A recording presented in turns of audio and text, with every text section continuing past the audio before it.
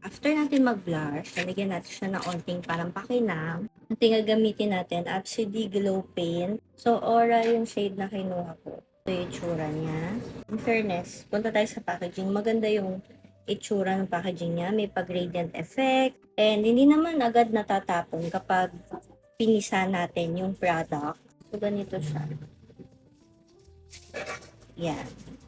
Very glowy kapag natapatan siya ng liwanag. Nilalagay natin dito sa gilid.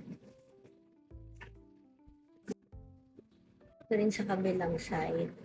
So, yung itsura niya, guys. Kung gusto nyo na may ilalagay kayo dito sa inyong nose and dito sa inner corners, pwede ibang shade. Kaya gusto ko yung Aura na shade kasi pinkish siya. So, pwede siyang blush topper.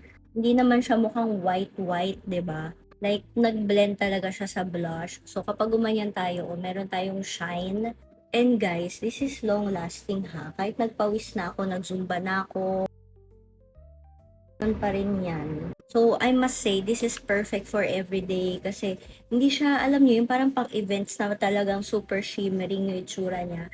Like, ito parang for normal everyday makeup yung peg niya. So, ayan, nakompleto na natin yung makeup natin. So, ayan na itsura ng ating glow paint. Hindi ko na siya pinatungan ng powder highlighter. Kasi goods na talaga yan dyan, guys. As in, magtatagal siya dyan. And look at that shine. Hindi siya mukhang oily, hindi rin siya mukhang greasy. Alam niyo yung kapag nadikitan ng buhok, parang nakakairita. Pero ito, hindi ganon. Kung gusto nyo matry ito, like siya dyan sa Yellow Basket.